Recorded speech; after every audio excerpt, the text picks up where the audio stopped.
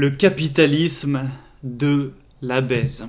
Tu l'auras compris au titre, aujourd'hui on va parler de relations hommes-femmes et d'économie, on va faire un parallèle entre les deux. Et j'ai dit dans le titre le capitalisme de la baisse parce que je sais pas, ça sonnait mieux, mais j'aurais plutôt dû dire le libéralisme de la baise. D'ailleurs je pense qu'avec ce titre je vais même pas essayer de monétiser la vidéo. Du coup, le passé des relations, premièrement, on va prendre par exemple la période du Moyen-Âge, hein, on pourrait prendre avant ou un peu après.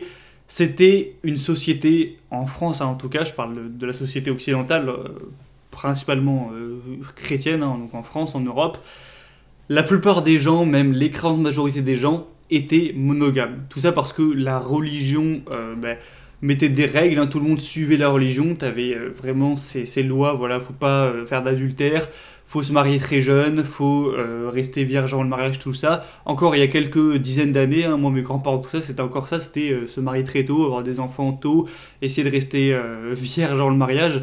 Et du coup, ça fait que, pour le faire simple, t'avais un homme pour une femme pour un homme. Du coup, chacun avait une chaussure à son pied. Tout le monde était entre guillemets content. Et du coup, à ce niveau-là, au niveau des relations sexuelles, au niveau des relations hommes-femmes, ça se passait plutôt bien. Il n'y avait pas trop de... Il y avait plutôt une paix sociale à ce niveau-là. Ce qui est en train et ce qui a changé, on y reviendra juste après. Et au niveau de l'économie, on va remonter peut-être encore bien avant, parce que même au Moyen-Âge, il y avait des riches et des pauvres, hein, avec les rois, tout ça. Si on revient vraiment, il y a des dizaines de milliers d'années, quand on était encore dans la savane, dans la nature, à être des chasseurs-cueilleurs, eh bien au niveau économique, il y avait peut-être quelques différences, en mode le chef de tribu, il avait le droit à plus de nourriture, etc. Mais t'avais pas de gros riches milliardaires qui possédaient des millions de fois plus que certains individus. Au pire, t'avais le chef de tribu qui avait un peu plus de noix de coco ou de viande ou de trucs, un peu plus de nourriture, peut-être grand maximum le double de nourriture que les autres, donc ça servait à rien d'en avoir 10 fois plus, tu peux même pas tout manger. Mais voilà, t'avais un rapport de richesse d'une différence qui allait peut-être de 1 à 2 fois supérieure à celle des autres. Aujourd'hui, dans notre monde, les tops des plus riches, donc qui ont des dizaines, voire des centaines de milliards, ils sont facilement 1 million de fois plus riches que des gens banals, des gens légèrement pauvres. On est passé d'un rapport de x2 en richesse à x1 million. Donc il y a énormément plus d'inégalités. Après, si on parle de la France, heureusement, entre guillemets, il y a l'État qui intervient, il y a énormément d'impôts pour les plus riches, il y a beaucoup d'aides pour les plus pauvres, le fait qu'il y ait un SMIC qui est instauré, le fait qu'il y ait des protections sociales, le chômage, tout ça, les aides, les APL, le RSA, l'école gratuite, les universités gratuites, les soins gratuits, bref, on va pas faire tout le récap. Du coup, ça fait que voilà, il y a quand même un minimum de paix sociale et c'est pas un gros bordel, mais malgré ça, il y a quand même des grosses inégalités. Et en fait, au niveau des relations hommes-femmes, c'est en train de devenir un peu pareil, sauf que là, il n'y a pas d'État pour venir intervenir et venir prendre de la baisse pour les donner à ceux qui sont misères sexuelles ou en enlever aux gens au-dessus de la pyramide. Là, il n'y a pas l'État qui va forcer des gens à coucher avec d'autres gens, donc voilà, il n'y a aucune intervention de l'État. Et en fait, c'est la nature, entre guillemets, qui revient au galop. Et le libéralisme, c'est un petit peu ça, en fait. C'est-à-dire que c'est de la logique humaine. C'est-à-dire que, imaginons, tu as une boulangerie qui est super bien, avec du super bon pain, qui est ouverte tôt, qui ferme tard, avec un personnel agréable, où tu es servi rapidement, efficacement et tout. Bref, une super boulangerie avec en plus des prix pas chers. Tu vas être super content d'y aller. Et si à côté il y a une boulangerie qui est fermée un jour sur deux avec des gens désagréables, avec du pain un peu dégueulasse, pas une hygiène super, en plus c'est lent quand ils servent, tu vas jamais y aller. Et du coup, les mauvaises boulangeries, les boulangeries faibles entre guillemets vont disparaître et les boulangeries fortes, elles vont croître, elles vont s'étendre partout sur même plusieurs pays, faire des franchises, etc. Et c'est comme ça que t'as une sorte de darwinisme en économie où les meilleurs s'étendent et les plus faibles disparaissent tout simplement. Et bien ça commence à devenir pareil au niveau des relations hommes-femmes. Avant, comme j'ai dit, on était dans des relations monogames, dans une société monogame, donc ça veut dire une femme pour un homme. Et là, on arrive de plus en plus dans une société polygame, donc où il y a plusieurs partenaires chez les gens. On peut discerner la polygynie, donc ça c'est plusieurs femmes pour un homme, et la polyandrie, donc ça c'est plusieurs hommes pour une femme. La polyandrie c'est pas présent en Occident, mais par contre la polygynie ça le devient, c'est-à-dire que tu as quand même pas mal d'hommes qui vont monopoliser entre guillemets plusieurs femmes, ça peut être 2, 3, 4, 5, voire plus, alors que ces femmes ne vont voir que l'homme en question, et du coup ça fait que l'homme entre guillemets indirectement prive d'autres hommes d'avoir ces femmes, et du coup ça fait que de manière très grossière, tu peux avoir 20% des hommes qui vont avoir 5 femmes chacun, et du coup 80% des hommes qui vont avoir rien du tout. C'est ça une société polygyne. Et c'est un petit peu en train de devenir comme ça. Alors évidemment, y a plein de gens qui restent monogames, donc qui sont en couple. Moi personnellement, actuellement, c'est mon cas. Et du coup, toutes ces personnes qui sont monogames, ça dilue ces grosses inégalités. Et peut-être que ce serait bien d'avoir une baguette magique, de faire en sorte que tout le monde reste monogame ou je sais pas quoi, parce que ça permettra à tout le monde d'avoir quelqu'un, même si forcément tu vas pas avoir une femme peu attirante ou plus attirante, mais ça reste un petit peu plus d'égalité. Mais malheureusement, je suis pas le maître du monde, je peux pas changer ça. C'est la nature humaine en fait qui revient au galop, c'est-à-dire que la nature des femmes, c'est d'essayer de prendre, de coucher entre guillemets, d'avoir des relations sexuelles avec les meilleurs mâles qu'elles peuvent trouver, donc au niveau du physique et aussi des ressources, donc de la richesse. C'est pas un choix qu'elles font, moi je décide d'être comme ça, c'est dans leur gène en fait, c'est ce qui les attire. Et la nature des hommes, ça va être d'être un peu moins sélectif et d'aller être polygame, donc d'aller coucher avec plusieurs femmes, de se faire plaisir et de pas forcément s'engager, etc. Du coup, ça fait que tu as beaucoup de femmes qui souffrent de ne pas trouver un partenaire pour le long terme. Tu as beaucoup d'hommes qui souffrent de ne pas trouver de partenaire pour coucher tout court. Et du coup, c'est pas forcément ce qui est le plus sain pour la société. C'est un petit peu, pour faire le parallèle comme avec le capitalisme, une poignée qui sont hyper riches, qui ont limite trop d'argent pour eux, avec le reste de la population qui est avec un seuil, bon là, vu qu'il y a des aides de l'État, ça va, et bien en baisse, ça va être pareil, tu vas y avoir une poignée d'hommes qui vont avoir une grosse partie des femmes, et du coup, c'est compliqué.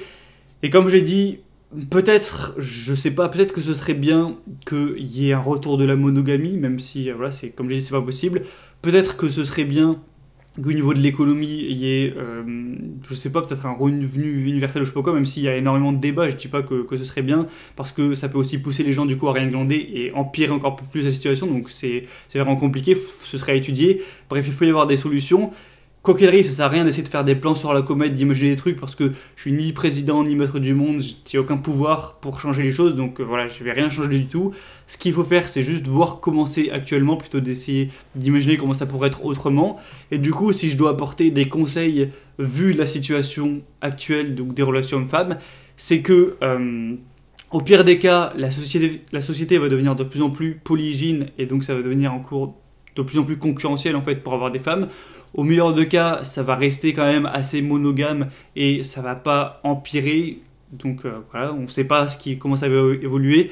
Et moi je dis, la meilleure des choses à faire, si tu veux, entre guillemets, survivre dans ce monde, c'est-à-dire pouvoir encore pouvoir te reproduire, avoir des partenaires ou juste trouver une partenaire à ton goût, bref, réussir dans le monde du sexe, le monde des relations hommes-femmes, tu dois être dans le top des hommes simplement. Je ne vais pas sortir un nombre, il faut être dans le top 10% ou le top 20%. Il y en a qui disent seulement 20% des hommes peuvent coucher. Je pense que si tu es dans le top 30%, tu n'es pas trop à plaindre non plus. Donc je ne vais pas sortir un nombre, mais tu dois être dans le top des hommes au possible. Parce que la société commence à tendre à cause ou grâce à Internet, au fait qu'il y ait plein de gens qui sont reliés, c'est comme ça devient comme ça. T'as le naturel qui revient au galop. Et du coup, essaye d'être le plus beau possible. Essaye, si ça suffit pas, si tu deviens le plus beau que tu peux, etc., mais que ça te suffit pas, deviens aussi le plus riche possible.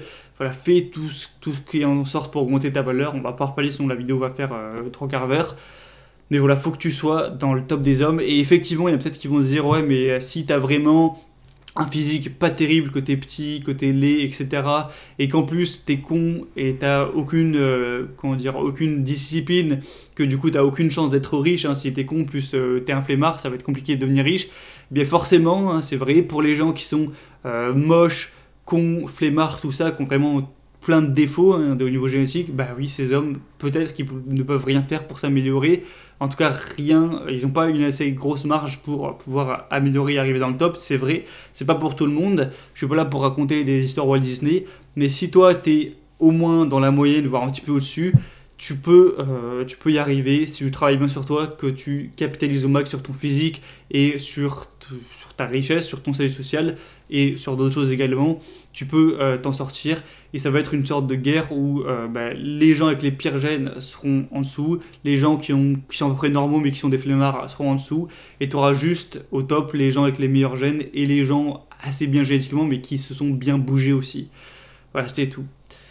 Du coup, aujourd'hui, avec le virus, tout ça, toutes les relations se font par appli de rencontre ou sur Internet de manière générale. Du coup, il faut aussi savoir capitaliser sur son physique, mais aussi sur les photos, sur ton image sur le web. Donc, ouais, photos principalement. En gros, savoir se mettre en valeur en photo. Par exemple, dans une société où tout le monde se rencontre dans les bars, dans les soirées ou je sais pas quoi, ce serait bien de capitaliser évidemment sur le physique parce que ça reste toujours le critère numéro un, mais je te dirais peut-être surtout de capitaliser sur ton aisance sociale, sur tes cercles sociaux, le fait d'être à l'aise, d'être drôle, d'être divertissant, de savoir tchatcher et tout. Aujourd'hui, les rencontres se font plus du tout dans les bars puisque tout c'est fermé, les rencontres se font sur internet, donc là je te dis capitalise sur le fait d'avoir des belles photos de toi et de bien paraître, d'avoir une sorte de bonne image sur internet et surtout de savoir te prendre en photo. C'est pour ça que cette semaine j'ai ressorti ma formation Savoir se vendre où en gros dedans concrètement je donne tous mes conseils pour savoir se mettre en valeur sur ses photos, arrêter de tirer des tronches de merde sur ses photos, se prendre au bon angle pour essayer de se mettre sur son bon jour et d'essayer de minimiser un petit peu ses défauts plutôt que de les mettre en avant, savoir quel est le meilleur éclairage pour avoir un visage qui rend mieux. Tout ça, c'est des choses hyper importantes, vraiment. Avec un mauvais éclairage, un mauvais angle, tu peux perdre 2 points sur 10 sur une photo. Avec un bon petit éclairage, un bon angle, tu peux être à ta juste valeur, voire gagner 1 point sur 10. Donc c'est important, je trouve, d'apprendre ça dans le monde dans lequel on est, si tu veux en tout cas bien réussir au niveau de relations hommes-femmes. Du coup, si tu veux profiter de l'offre que j'ai refait cette semaine sur cette formation, donc 70 € offerts, c'est le premier lien dans la description. Tu verras sur la formation que c'est vraiment flagrant, je te montre des photos de moi quand j'applique aucun conseil et quand après j'applique les conseils et vraiment je gagne facilement 2 ou 3 points sur 10 sur les photos. Donc si tu penses que tu prends des photos qui sont pas terribles, que tu t'es jamais trop renseigné là-dessus, que tu n'as jamais tryhard entre guillemets de t'être bien en photo, je pense que ça peut être hyper rentable pour toi d'apprendre ça. Donc si tu veux commander la formation, passe par le premier lien dans la description, tu cliques sur accéder, tu rentres tes infos et ça arrivera en 3 minutes par mail, tu te connectes et tu peux tout visionner.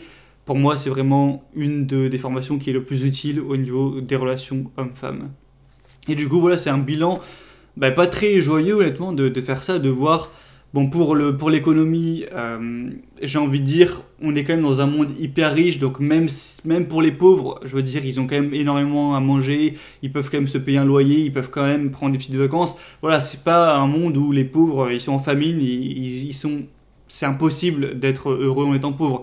Là, dans notre monde, surtout en Occident, c'est quand même possible d'être heureux en étant pauvre et tu peux toujours essayer de moins de consommer, d'acheter, d'être frugal, de aussi mettre de côté. Et je pense que c'est parfaitement possible d'être heureux en étant pauvre, même si, vaut mieux être riche, hein, c'est pour ça que moi je le deviens.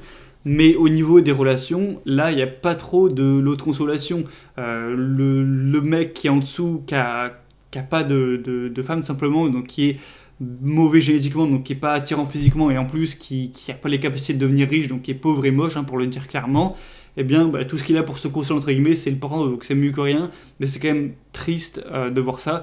Du coup, si toi t'as vraiment la capacité de t'améliorer mais que tu le fais pas parce que je sais pas, t'as la flemme, tu préfères jouer aux jeux vidéo, je sais pas quoi, c'est ta vie, hein, tu fais ce que tu veux, et moi je te conseillerais vraiment de te bouger, de tryhard un petit peu ta valeur sexuelle pour remonter. Et comme je l'ai dit, le but c'est pas de se taper des top modèles de fou parce que de toute façon c'est entre guillemets trop dur, faut arrêter de rêver, mais juste pour pouvoir avoir un certain choix, pour choisir une personne qui te plaît un minimum physiquement, voilà ce qu'il faut, parce que c'est naturel de devoir avoir quelqu'un qui te plaît physiquement et aussi mentalement, en tout cas si tu cherches à construire quelque chose un jour.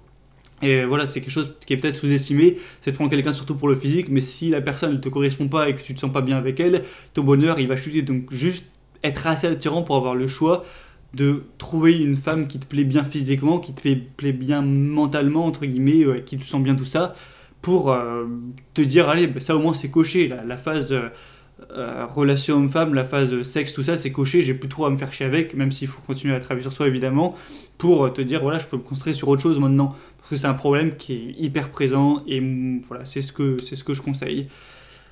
Bref, si tu as des questions, des envies, tu peux me dire ça dans les commentaires. Je referai peut-être une dernière vidéo sur ce sujet samedi matin. Je ne sais pas encore spécialement par quel angle je vais en parler, mais on va peut-être en reparler un petit peu.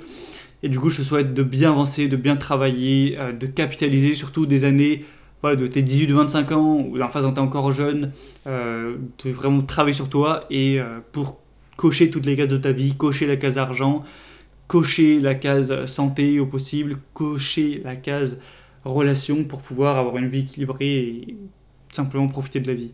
On en reparle très vite. À la prochaine. Ciao.